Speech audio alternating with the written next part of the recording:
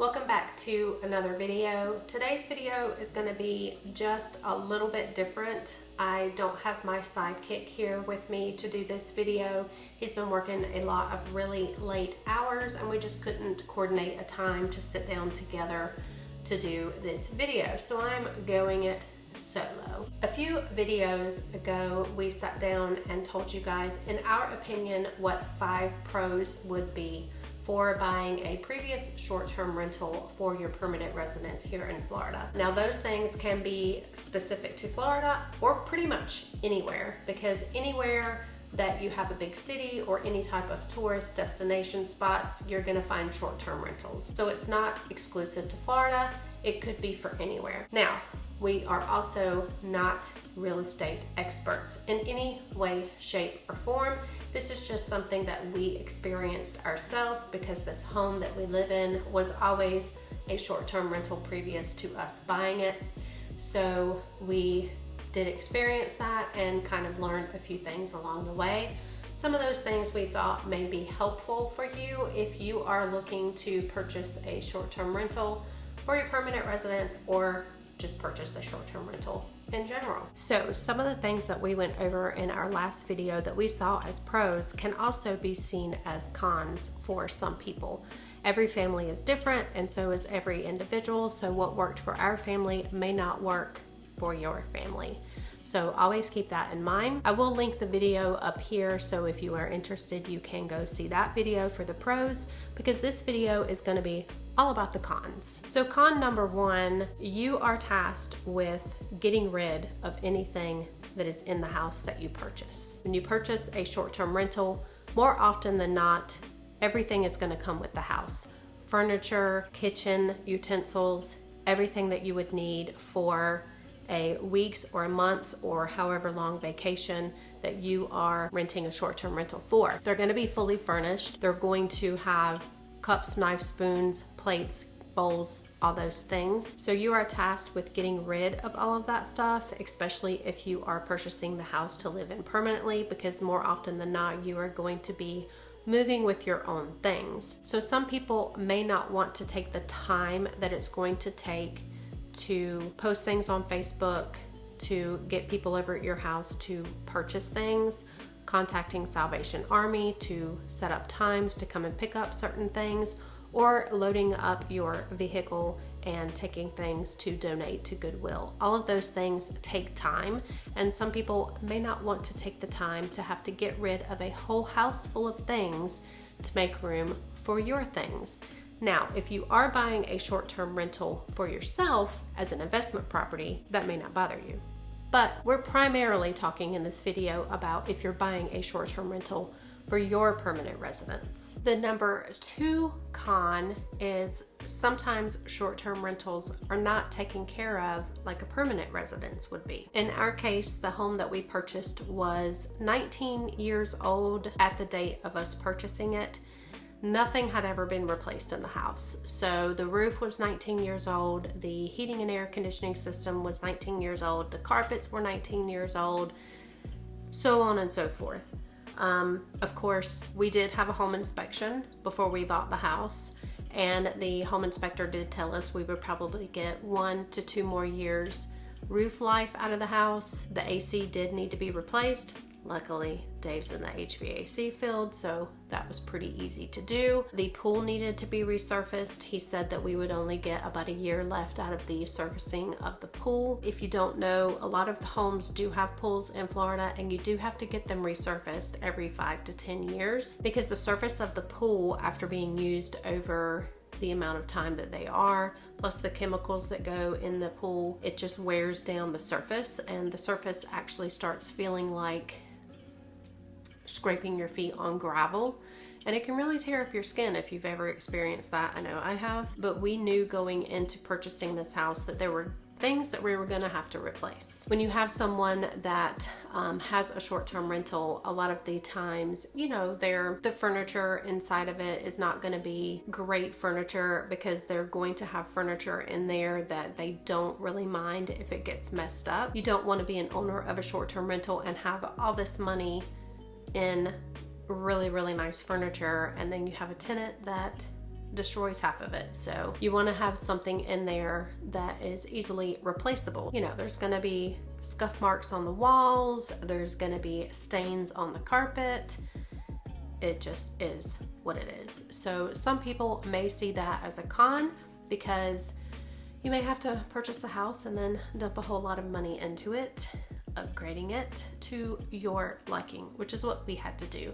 We knew when we purchased this house that we were going to have to start saving our money to replace some of the key essential things that make a house a home: the roof, the AC, getting the pool resurfaced, all of those things, plus painting, upgrading the house, appliances, just everything that we wanted to do in the house. We knew that going into this house, we were going to have to start saving our dollars to be able to make the house the way that we wanted it. Some people may see that as a con. Some people may want to just purchase a house and move in and not have to do anything. The number 3 con is some people may not want to purchase a house in a short-term rental community. There are several communities in Florida, especially the area that we live around, that those communities allow short-term rentals in their neighborhoods. There are some neighborhoods that you can find that do not allow short-term rentals. So maybe those type of neighborhoods may be more ideal for someone that does not want to live in a community that has short-term rentals or that allows short-term rentals. The neighborhood that we live in is a mix of permanent homeowners and short-term rental properties. So you're going to have different people coming in the neighborhood all the time. Some people stay for a couple days, some people stay for a week, some people stay for months. So if you buy in a community that does allow short-term rentals, that is something that you have to be aware of going into it. You are going to have different people all throughout the year coming and vacationing in your neighborhood. Sometimes that means loud parties, sometimes that means loud neighbors, sometimes that means lots of cars parked in driveways and on the streets. You know, all those things come with living in a community that allows short-term rentals. So that is something that you have to be aware of. Number 4 con is going to be if you are buying a property that was a previous short-term rental, more than likely that is going to be in an area that is considered a touristy type of area. Most people don't purchase short-term rental properties in areas that people don't want to be. They want their home to be in a desired location so that they can generate income from their income property. So they're going to be in areas that are big tourist destinations, or, you know, some type of area that's like in a big city that people want to visit. So that may be a con to you. Maybe you don't want to be in a big touristy area. Maybe you don't want to be around a lot of people all the time. So maybe a short-term rental would not be the best decision for your family. Maybe you want to live out in the country somewhere, or maybe you just want to live in a rural area that is not going to be overly saturated and overly populated. And number 5, most short-term rental properties are going to be you buy as is. In our case, the owner of this house knew that he would be able to get what he was asking for this house. He knew that if we were asking for something more and he was not willing to give it, that he could just move on to the next person and the next person would give him what he wanted. That is something to keep in mind, because more often than not, the previous owner of a short-term rental property is not going to give you any type of allowances for replacing the carpet or painting or, you know, those types of things. More often than not, they are not willing to upgrade anything before you purchase.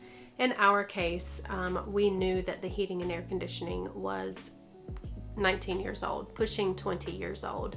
And we did ask the homeowner if there was any way that he would give us an allowance to be able to replace the heating and air. And he flat out said no. And our realtor told us that that was because, you know, he knew that he could just go to the next person and he would get what he was asking. And especially in these days with the real estate market the way that it is, you know, they're just gonna pass on to the next person. So if that's a deal breaker for you, that's something to consider, because you have to keep in mind that if you are purchasing a short-term rental property for your permanent residence, the owner of that property, it's an investment for him.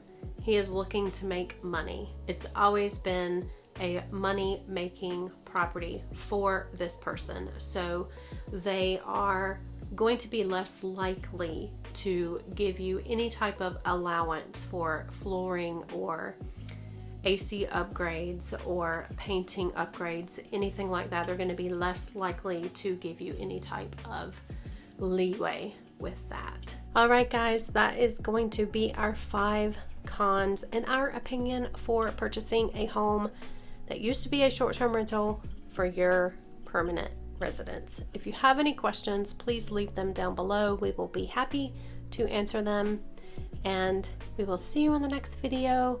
If you like this content from us and you want to see more, you guys know what you have to do. All the things: like, comment, subscribe, click the bell. We'll see you in the next one. Bye.